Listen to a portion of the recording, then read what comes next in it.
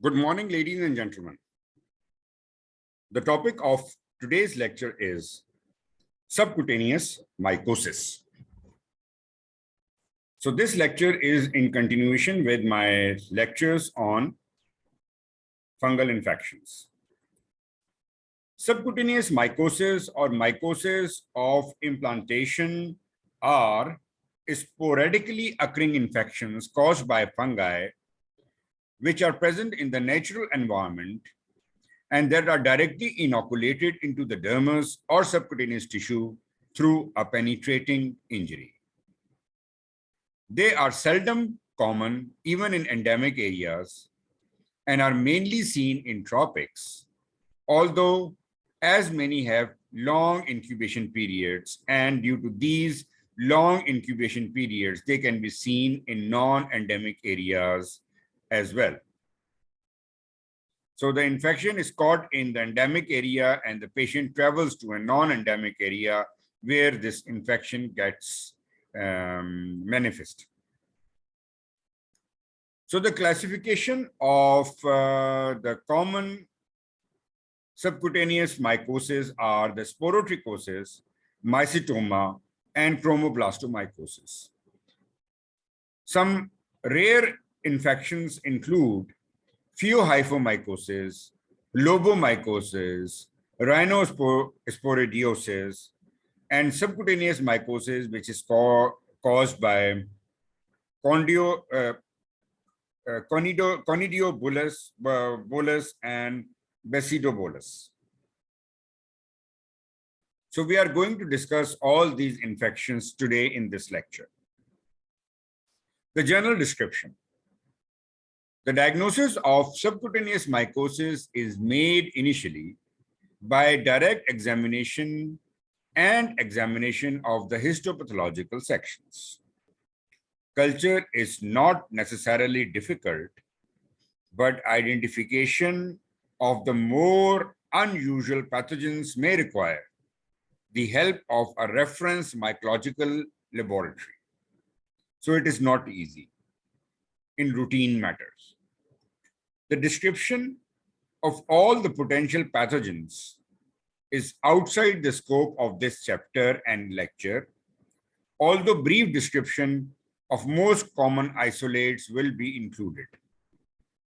The molecular identification methods are increasingly available, but usually only in some specialist centers. These methods include PCR. Sporotrichosis will be the first subcutaneous mycosis we are going to discuss today. Sporotrichosis is acute or chronic fungal infection caused by Sporotrix schinckeii. They are both cutaneous and systemic form of sporotrichosis. It is caused by a dimorphic fungus that occur both in temperate and tropical zones.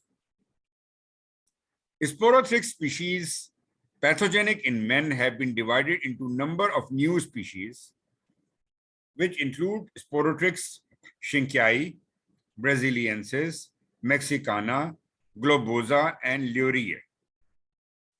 These are based on both genetic and phenotypic markers. Epidemiology. Sporotrichosis is mainly seen in tropics and subtropics. It occurs sporadically in North, South, and Central America, Sub-Saharan Africa, India, Egypt, Japan, and Australia. So there is a wide area where the disease is prevalent. The incidence is highest in autumn and first half of winter. That is time of high humidity and temperatures between 16 to 22 degrees centigrades. The fungus grows on a decaying vegetable matter, for example, the timber in mines, and Sporotrix schinckeii have also been recovered from the feet of mine workers who did not have sporotrichosis, and in the forestry workers, florists, and the gardeners. Sporotrichosis can occur at any age, and on rare occasion, it is seen in young children. Otherwise, it's a disease of adults. There is no gender predilection. However, the adult male, by virtue of their occupation, are most exposed to the risk of this infection. Ethnicity: the infection occurs in patients of any ethnic group and associated diseases. Sporotrichosis occur in any individual. However, there are different clinical variants seen in immunocompromised patients and those with HIV and AIDS. Pathophysiology. In most cases, cutaneous sporotrichosis, the fungus is introduced into the skin or mucous membrane by trauma, such as minor puncture wounds caused by a thorn or a split or a splinter, or perhaps by an insect bite. Sporotrichosis is not contagious, although transmission has been recorded from cats. Systemic sporotrichosis is rare, and portal of entry is through the lungs. The incubation period is variable between 8 to 30 days. Causative organisms have already been highlighted are Sporotrix schinckai, Brasiliensis, Mexicana, globosa, and Leuriae. Environmental factors, none are known to be important. So this is the histopathological appearance of the lesions. Sporotrichosis is characterized by multiple dermal abscesses within the dermis, and the fungus is present in the tissue, usually in form of a small 3 to 5 micrometer cigar-shaped oval yeast, and these may on occasion be surrounded by thick radiating eosinophilic substance, and the whole of this is known as the asteroid bodies. These asteroid bodies are present within these neutrophilic abscesses. Clinical features. Patient present with indurated and ulcerating nodules. The main clinical variety of sporotrichosis are the cutaneous and systemic forms. Cutaneous sporotrichosis is normally divided into two main types, the lymphatic type and the fixed form. But occasionally atypical varieties such as Mycetoma-like or cellulitic form may also occur. The localized lymphatic variety is the most common form of sporotrichosis, which follows implantation of spores in a wound, as a result of which a nodule or pustule is formed that break down to form an ulcer. So you can see this ulcerated nodule on the leg at the characteristic site. Untreated, the disease usually follow a chronic course, which is characterized by involvement of lymphatics from the draining area, and a chain of lymphatic nodules develop along the line of the lymphatics. New nodules appear at intervals of few days. These nodules soften and ulcerate and are connected by a tender lymphatic cord. A thin purulent discharge may come from the primary lesion and the earliest lymphatic nodules. So the earlier or the primary lesion is inferiorly, and the new lesions keep on developing along the lymphatic drainage superiorly. And usually the primary lesion is bigger than the secondary lesions. As the disease becomes chronic, the regional lymph node becomes swollen and break down. Primary lesion may heal spontaneously, leaving the lymphatic nodes enlarged. The general health of the patient is not much affected. You can see these lymphatic form of sporotrichosis. Multiple nodules are present along the lymphatic channel. draining the primary lesion. So the primary lesion is somewhere here and rest are the secondary lesions. The fixed variety. This is the second type of the subcutaneous sporotrichosis, where the pathogen remain more or less localized at the point of inoculation. But this is less common than the lymphatic type. The lesion may be nodular, ulcerated, or verrucous. Less commonly, there may be infiltrated plaques or red scaly patches. An ulcer may be gummatous or may simulate epithelioma. Plaques may suggest leishmaniasis or tuberculosis. The reason for difference in clinical behavior of the two principal forms is due to changes in temperature sensitivity of the organism or in the host immune response. It is possible that some sporotrichosis infection are self-healing, others are chronic, and may mimic mycetoma or stasis ulcers. Systemic sporotrichosis. This is less common systemic form and occur probably from the inhalation of the spores and as either a local pulmonary disease or focal or widely disseminated lesions reaching to the joints, meninges, and the skin. It occurs in patients with some type of defect in the host defense, such as chronic alcoholics. In the systemic type, ulcerated nodules may develop anywhere on the body or the mucous membranes, and visceral lesions may occur. No organ is immune, and bones or joints may be involved.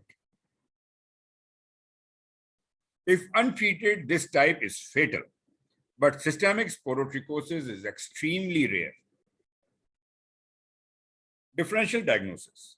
The main condition that resembles sporotrichosis are typically mycobacterial infections, that is, the atypical mycobacterium like Mycobacterium marinum or fish tank granuloma and cutaneous leishmaniasis. Both these two conditions are associated with lymphatic spread with lesions along the line of lymphatic drainage. Complications and comorbidity. Disseminated cutaneous disease can occur as described previously in patients with HIV and AIDS. Disease course and prognosis. Cutaneous sporotrichosis is not life-threatening. It may resolve spontaneously, or it is chronic and persistent, lasting over 5 years. Investigations. Fluorescent antibody technique have been successfully employed in locating the pathogenic phase in vivo. The fungus grows readily on common agar medium. Sporotrix schinckiae, the colonies are leathery, moist, initially white or creamy and wrinkled surface. Microscopy revealed slender hyphae which bear small ovoid to pyriform hyaline conidia. To confirm the identification, it is essential to convert this thermally dimorphic fungus to its yeast phase. This is best achieved on brain heart infusion agar, supplemented with sheep blood and incubated at 37 degrees centigrade. And the yeast are typically oval or cigar shaped. Management. Itraconazole 100 or 200 milligram per day or terbinafine 250 milligram per day are both effective and well tolerated. In systemic cases, the treatment is with intravenous amphotericin B. Potassium iodide in large oral doses is effective in localized type and should be continued for 3 to 4 weeks after clinical cure. This is cheap and effective, although side effects are common. A recommended schedule is 5 drops initially, increasing to 4 to 6 ml of saturated potassium iodide 3 times daily. Patient tolerance because of dry mouth, severe nausea, and taste disturbance may require to start it with a low maximum dose. So potassium iodide is one of the unique medicine that is effective in sporotrichosis and not in other deep mycotic infections. Now, the second disease we are going to discuss today is the mycetoma. Mycetoma is a localized chronic infection characterized by formation of aggregates of causative organisms in form of grains within the abscesses. This results in severe damage to the skin, subcutaneous tissue, and even the bone of feet, hand, and other parts of the body. The grains are discharged to the surface through the draining sinuses.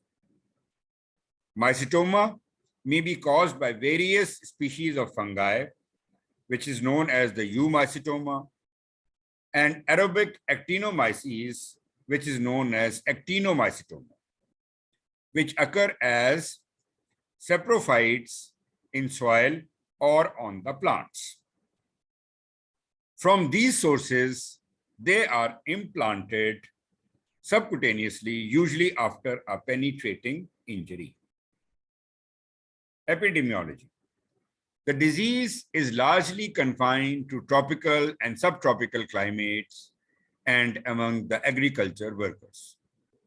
The disease is not troublesome until many years, that is 20 to 30 years after the initial implantation of the fungus in the skin. Actinomycetoma is caused mainly by Nocardia species and is most common in Central America and Mexico. And Streptomyces somaliensis is most often isolated from patients originating from Sudan and Middle East. In other parts of the world, the most common organism is a Mycetoma agent, Medullera mycetomatis. So, in our part of the region, Mycetoma is much more common than actinomycetoma. Mycetoma is very rare in young children. Adult males are most often infected, and there is no ethnic predisposition. Pathophysiology. Critical to survival of fungus or actinomycetes, mycete, is its ability to form cell cluster or grain. The morphology of grain aids survival either because there is a protective matrix or with fungi, there is a cell wall thickening. The deposition of melanin in the cell wall is further protective. Melanin may also be protective against the antifungal agents. Histopathology. So if we do a skin biopsy from mycetoma, there is a chronic inflammatory reaction leading to focal neutrophilic abscess formation with fibrosis. Grains in form of white, yellow, red, or black granules are found in the center of the inflammatory response and may be discharged in pus through multiple sinuses on the skin surface and may be seen within the stratum corneum. An H&E preparation is not sufficient to distinguish between Mycetoma and actinomycetoma, hence PS and gram stains are used. Mycetoma. In this example, the colony is present in the overlying crust. So this is mainly the discharged colony, grain. Within the dermis, the granules are seen within areas of neutrophilic abscess. Internal structure of granules is clearly visible with high power view. So pigmented granules are characteristic of Medullera mycetomatous infection. And on spatial staining, that is PS stain, the fungal nature of the variant is visible. You can see multiple hyphae which are septate or unseptate. Usually PS also stains the actinomycetoma, and hence to differentiate between the two, we have to go for gram staining. So methamine silver is again positive in both, and gram staining The actinomycetoma is gram stain positive and will be blue in color. However, the fungi are gram stain negative and will look like this. There will be no staining here. So PS stain will be taken up by both eumycetoma and actinomycetoma. However, gram stain is taken only by actinomycetoma. So this is the differentiating stain. This fibrin stain highlights the splendor Hoppeli phenomena, which are the collagen bundles which are present at the periphery of this colony, forming a matrix which is protective and which helps in protecting this organism for many years and against the antibiotics. Causative organism condition, which is not contagious, is characterized by presence of different color grain, which represent the microcolonies of the organism. Genetics. There is also evidence that population with high rate of susceptibility to mycetoma may have specific polymorphism or cytokine genes. Causative factors. The causative organisms have been isolated from either the soil or plant material. Clinical features. The clinical features are same no matter which fungus or actinomycetes is concerned. Trauma favors the infection and hence most lesions are on the foot and lower leg. In the earliest stage, there is a firm, painless nodule which break down to form a draining sinus on the skin surface. The whole area becomes hard and swollen, often without significant pain. An extension to underlying bone or joints give rise to periostitis, osteomyelitis, and arthritis.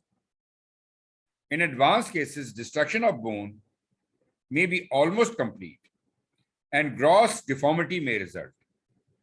There are multiple sinus tracts draining pus.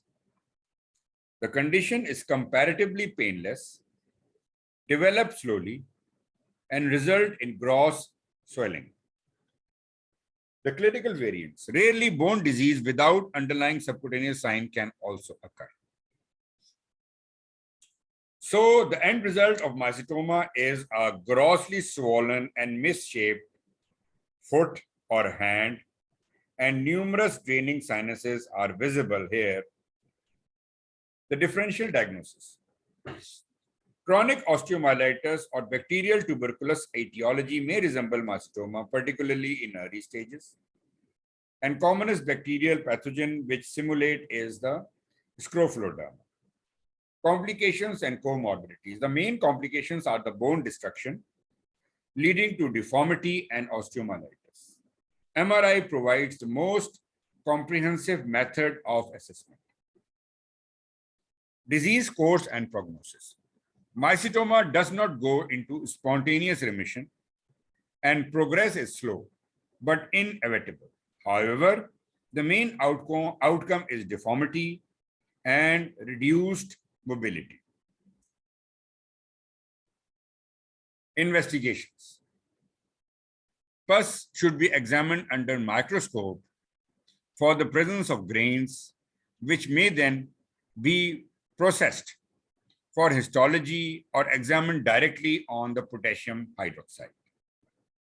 A tentative diagnosis is sufficient to initiate the treatment and may be made on the basis of grain color, texture, and direct microscopic examination. For instance, the black grains are always caused by fungi and red grains by actinomycetes.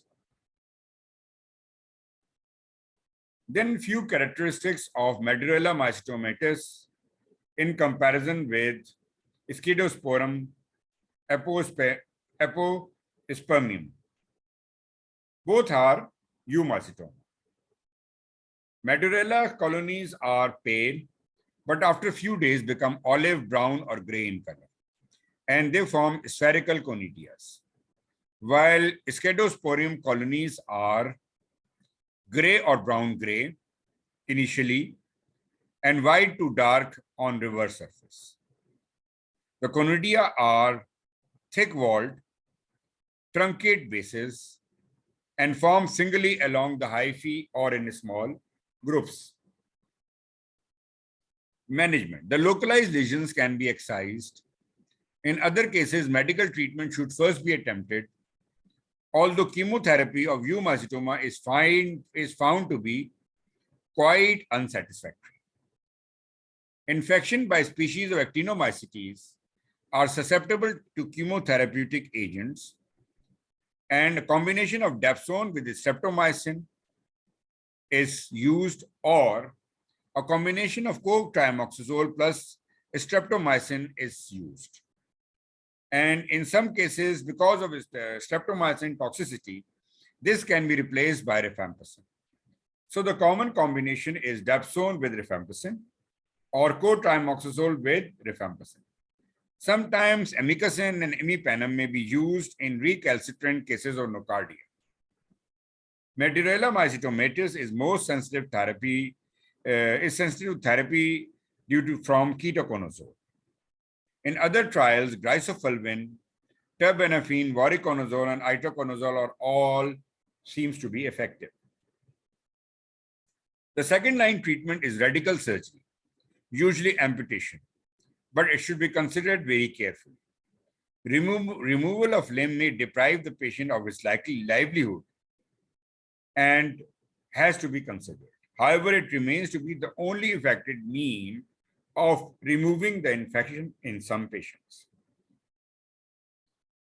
Then the third and a very important disease to be discussed now is the CHROMOBLASTOMYCOSIS. So in the order of frequency, this is among the three commonest subcutaneous mycosis. Chromoblastomycosis is a chronic fungal infection of skin and subcutaneous tissue caused by a pigmented fungi that produce thick-walled, single or multi-celled clusters called as sclerotic or muriform bodies in tissue. And it is characterized by production of slow-growing exophytic lesions, usually on feet and legs, but also seen on the face. Condition is usually found in tropics, particularly areas with medium to high rainfall and in the rural communities.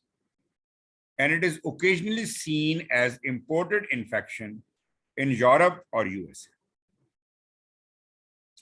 Adult male agriculture workers are most often affected, but condition has occasionally been reported in children. Pathophysiology. The causal fungi have been isolated from wood and soil, and infection usually results from trauma, such as puncture from a splinter of the wood. Causative organisms.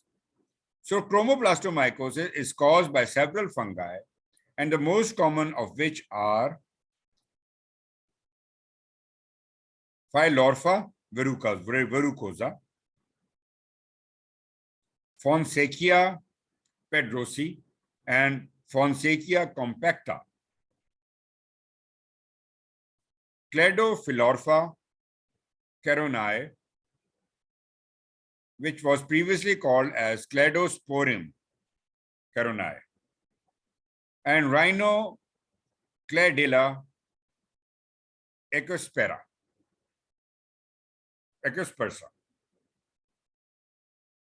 So chromoblastomycosis is not just caused by a single fungi, but is caused by different kind of fungi.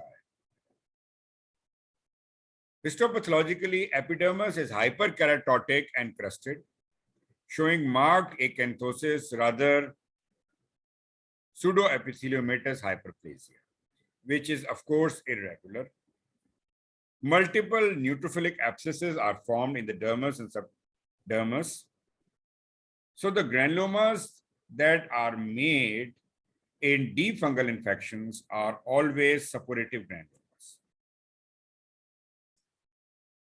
Pigmented cells, also known as sclerotic bodies or the copper pennies, are seen within the multinucleated giant cells as well as outsides, and which is the characteristic feature of chromoblastomycosis. The brown staining, this is not PA stain, this is just H&E stain. The brown staining, sometimes septate cells are pathognomonic. These are the septate cells. Giant cells are conspicuous in this condition. Clinical features. The lesions are usually found on exposed sites, particularly feet, leg, arms, face, and neck. And disease develop over years rather than over a shorter period. Present as warty papules, slowly enlarge to form a hyperkeratotic plaque and expand slowly with central scarring. The early lesion may occasionally be in an ulcer. Eventually, after months or years, large hyperkeratotic masses are formed, which are as large as 3 centimeters thick. The lesion is usually painless. Satellite lesions are produced by scratching, and there may be lymphatic spread to adjacent areas. You can see there are several hyperkeratotic crusted plaques on the leg of this patient. And this patient is suffering from vitiligo, which is not concerned with this disease. This is one of my original patients having the chromoblastomycosis on the face, which is double checked by histopathology. And one of my patient again, who is having this kind of crusted plaque on the chin since many years. The clinical variant, some form of infection produce psoriform lesions and hematogenous spread occur, and rarely brain abscesses are described. The disease is to be differentiated from blastomycosis, cutaneous tuberculosis, cutaneous leishmaniasis, tertiary syphilis, and yaws. Complications. Secondary infection can occur. Lymphatic stasis with production of elephantiasis and squamous cell carcinoma in chronic lesions. The disease course is chronic but non-fatal. Investigations. Biopsy and culture is the usual investigation, and examination of culture material help in establishing the specific fungus. Irrespective of the species, pathogen can be seen in biopsy sections as deeply pigmented, thick-walled, muriform or sclerotic or bodies or copper pennies within the abscesses, in giant cells, or in the epidermis. In culture, colonies of all species are usually dark gray-green to black in color and velvety texture and black on reverse. Management. First-line treatment is itraconazole 100 to 200 milligram or terbinafine 250 milligram. Often both are given in combination. Response is better if the causative organism is C. carotii. Flucytosine used on its own or in combination with amphotericin B may also be effective, but resistance to flucytosine may develop if it is used on its own. Cryotherapy or local heat therapy induce shrinkage and takes 2 to 3 months. The use of surgery is contentious, and in large plaques, there is a risk of producing satellite lesions, only indicated in very small lesions and with a cover of chemotherapy. Other treatment options include itraconazole in double dose, that is 200 to 400 milligram alone, or in combination with flucytosine 30 milligram per kg 4 times a day for 6 months. So the treatment is given for a prolonged period of time. Terbinafine is also given in higher doses, that is 250 to 500 milligram for 12 months. And in case of systemic involvement, amphotericin B at the dose of 1 milligram per kg or liposomal or lipid formulations in a dose of 3 to 5 milligram per kg per day. Phaeohyphomycosis. This is the fourth kind of subcutaneous mycosis we are discussing today. It is not as common as CHROMOBLASTOMYCOSIS, Mycetoma, or Sporotrichosis. It's rare, generally localized, subcutaneous or intramuscular infection, and clinically is characterized by formation of large cysts or abscesses that is caused by a range of brown pigmented dimetaceous fungi. Systemic forms also exist. The infection is most often seen in patients from tropical areas. Some patients are immunocompromised and some on steroid therapy. The causative organism list is very long and contains about 104 different species.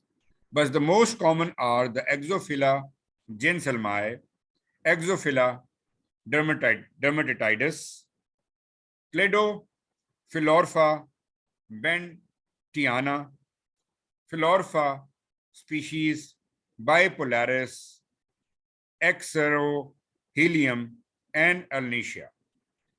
The infection follows traumatic implantation of organisms from the environment. The low power view shows the deep dermal discrete nodule, which is characterized by suppurative granulomatous inflammation. In addition, pigmented hyphae, large hyphae, and oestrom are present within the abscesses and necrotic areas. On pH stain, septate nature of hyphae is visible. The hyphae are of big sizes, and these hyphae are highlighted by silver stain.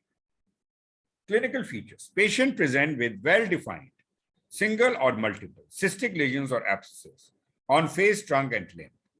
They are not painful, but are unsightly and can grow large enough to warrant incision and drainage or removal, at which stage the diagnosis is made.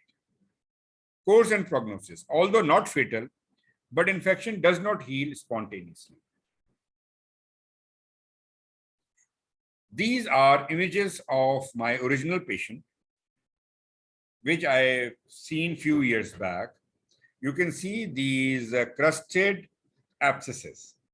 All of them are abscesses because if you make an incision, pus is drained, and superficially they are covered by crusts. You can see this and appreciate this abscess. Such kind of abscesses are confused with tuberculous abscesses or bacterial abscesses. But since the course is chronic, the bacterial abscesses are excluded. And organisms are usually difficult to grow from the lesions, but the fact so many different species are involved, together with failure of some primary isolate to sporulate, means that their identification may require help of specialist laboratory. Major dimetaceous pathogens are well illustrated and described in review by Rinaldi. The usual management is excision, although there is no published studies to establish efficacy of appropriate antifungals such as itraconazole, but these antifungals are given in combination as we give in CHROMOBLASTOMYCOSIS. And it is helpful if they are given along with the surgery. Lobomycosis. Lobomycosis is a rare disease caused by Lachesia loboi, and it is characterized by keloidal skin lesions that remain fairly well localized and do not affect the general health of the patient. Disease was first isolated in 1931 from Amazon Valley. Other cases are seen throughout the Central and Northern South America. So, lobomycosis is not a disease of our part of the world. It is thought that the agent might be associated with water and gain entry through wound, and disease is persistent for periods of many years. Causative organism, the causal fungus, have never been isolated in culture. Pathology. The H&E sections, there is diffuse infiltration of lymphocytes, macrophages, and giant cells that contain fungal cells, which are 5 to 10 micrometer in diameter. With fungal stains, the characteristic alignment in short chain of 3 to 8 oval or round cell is seen. The characteristic feature of histopathology is the suppurative granuloma and thick fibrosis, that is hyalinized collagen bundles. You can see the hyalinized collagen bundle forming keloidal scarring. In addition, the thick-walled round fungi are seen. On H&E stain, the arrangement in form of chains is highlighted here. Clinical feature: lesions are found anywhere on the body, but usually on exposed part like leg, arm, and face. In most instances, it is associated with injuries to the skin and spread from one side to another by auto-inoculation following an injury. There is no lymphangitis or visceral dissemination. The lesions presents as elevated, crusted, fungoid plaques with keloidal scarring and disfigurement. You can see the lobomycosis affecting the ear and on the foot showing extensive keloidal scarring. The differential diagnosis is from the common keloids and chromoblastomycosis. Complication is squamous cell carcinoma. And course, the disease does not spread widely, but remain localized and slowly expands over years. Microscopic examination of biopsy material will establish the diagnosis. The fungus is, however, not isolated in culture, and mycological confirmation on recognition of characteristic cells of Lobomycosis lobi in tissue. It is easily performed with potassium hydroxide mounts of epidermal crust or sections. There is no effective treatment or medical therapy for lobomycosis, and wherever it is possible, the lesion has to be removed surgically. Rhinosporidiosis. Rhinosporidiosis is a chronic granulomatous infection caused by Rhinosporidium siberiae, producing polyps on the mucous membranes, but the organisms has never been isolated in vitro. It is considered as an aquatic member of Protista rather than a fungus. Protista are single nuclei containing organisms which are neither bacteria nor the fungus, and you can say that they have some link with other protozoas. Rhinosporidiosis has occurred in many parts of the world, rarely and sporadically, but is endemic mainly in India and Sri Lanka. Adult male workers are persons most likely to be infected. This is a diagram showing the salient feature of rhinosporidiosis. It's a chronic granulomatous disease, first described by Sibir in Argentina. It is a eukaryotic pathogen of the class Mycetosa. Infection occur while swimming in fresh waters. Hot tropical climate is a suitable environment for the organism. Commonly enters the nose, and the commonest site is the nasal cavity or the nasopharynx. Less common site is conjunctiva or the skin. And present as reddish, polypoidal, bulky, friable growths. It is endemic in India, Sri Lanka, but also reported in USA, South America, and Iran. Histologically, it is characterized by thick-walled sporangia containing endospores. So clinically characterized by vascular polyps, which may be pedunculated, occur on any mucosal surface, but mainly on nose and nasopharynx, soft palate. Lesions are found in other mucosal surfaces such as larynx, penis, vagina, rectum, and sometimes also on the skin. Lesions become hyperplastic and reach enormous sizes, extend from nostrils to pharynx, and outwards over the lip. They are pink or red surface, lobulated and cauliflower-like. Close examination of the surface reveals small white spots, which represents the mature sporangia of the fungus. The disease lasts for years. Spontaneous resolution has been observed rarely. It is not contagious. It obstructs the breathing, which is the chief complaint. On genitalia, it looks like condylomata. If eye is involved, there is conjunctivitis and photophobia, and weight of the polyps may cause eversion of the lids. You can see this polypoidal growth in the nasopharynx. Then these white sporangia are seen in the conjunctiva. You can see the lid lag. And these are actually the sporangias.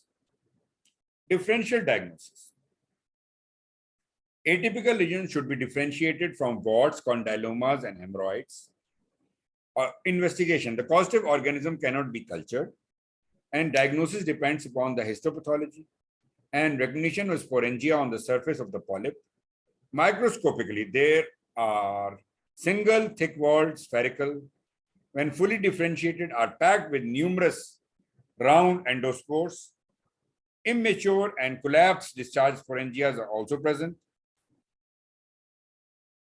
So you can see the polyp here, and you can see the sporangias with endospores in this section.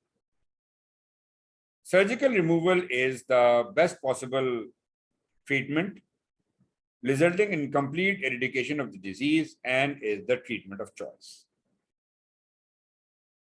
Now, the last part of today's lecture is subcutaneous mycosis, which is caused by Basidobolus or Conidiobolus. It's a localized, subcutaneous, predominantly tropical mycosis that is characterized by chronic woody swelling of subcutaneous tissue.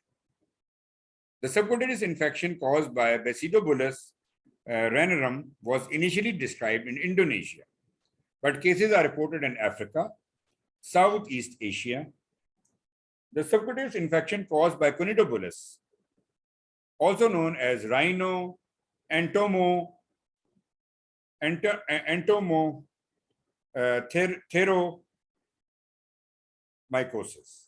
is another localized zygomycotic infection of human and animals.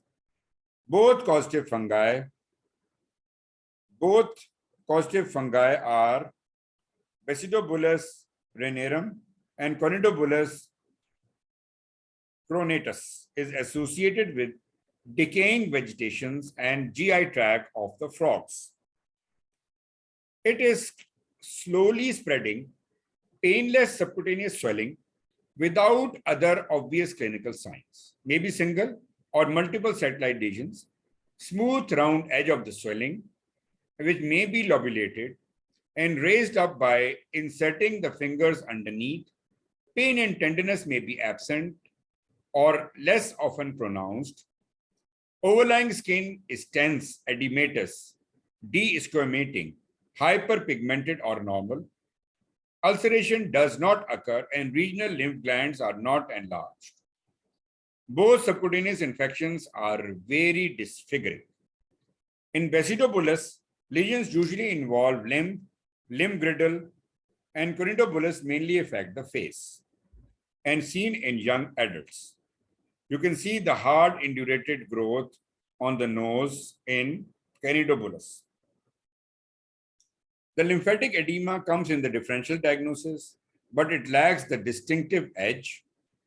Subcutaneous malignant lymphoma grows more rapidly while the Basidobolus and Conidiobolus is slow growing. Indurated round and infection site. And there is pain and tenderness associated with malignant lymphoma. Diagnosis is established histologically by biopsy, but culture is not difficult. Lesion is characterized by eosinophilic granuloma lying deep in the subcutaneous tissue. and largely replacing fat. Wide, sparsely septate hyphae branching at right angles are scattered throughout the granuloma, often with dense fibrosis. Management is with itraconazole. Lesions usually respond to oral treatment with potassium iodide, given in doses similar to sporotrichosis. Some evidence that cotrimoxazole is effective in Conidiobolus infection. So this comes to the end of today's lecture, and I hope to see you again next time with invasive fungal infections.